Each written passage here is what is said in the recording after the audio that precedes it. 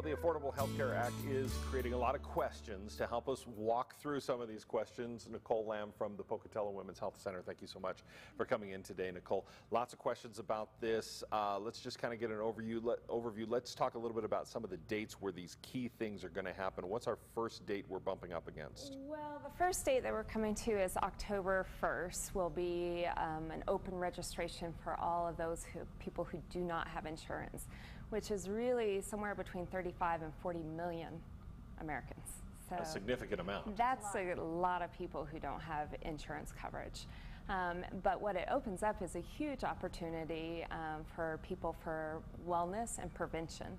And so even if you have health insurance now, one of the things that's already enacted is that you have wellness benefits. So no longer is the copay on there, and it doesn't fall under your deductible. Okay. So that's interesting. And then the big change is going to come January 1st. Can you tell us a little bit about what happens next year? So January 1st, all the people who didn't have insurance will now be able to access preventative health care, but also with pregnancy, particularly for our clinic, it's no longer a pre-existing illness.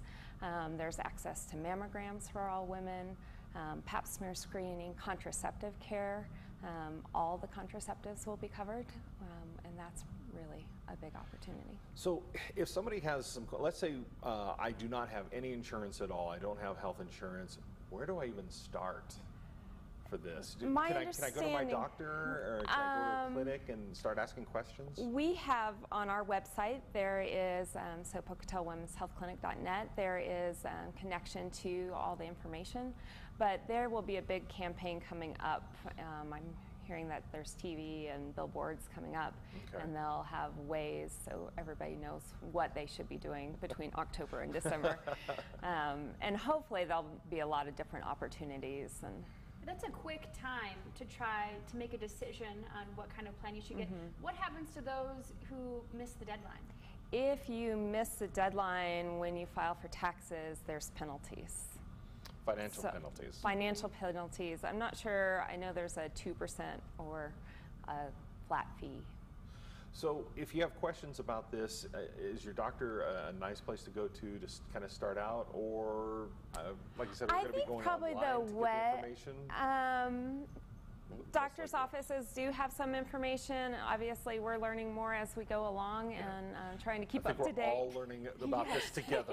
Yeah. At the same time. I think the websites, we have some really good websites that not just they explain the law rather than read the law to you. It's just a little difficult to read. And so, so there are going to be some benefits, though. Like you said, some things that hadn't been covered before are going to be covered. And this is really an opportunity if you've never thought about taking control of your health care and your health care coverage. This is a good opportunity to sit down between you, your family, your spouse, and start asking questions about what kind of health care do we need. Are we a young couple? Are we an old couple? Do we have kids? Do we want kids? And they have levels of plans too. So, and you can get on our website and it'll tell you with a family how much you're looking at. And then there's healthcare tax benefits. I think they call it the advanced premium tax benefit, which will go directly to whatever health insurance you choose. But it will be deducted.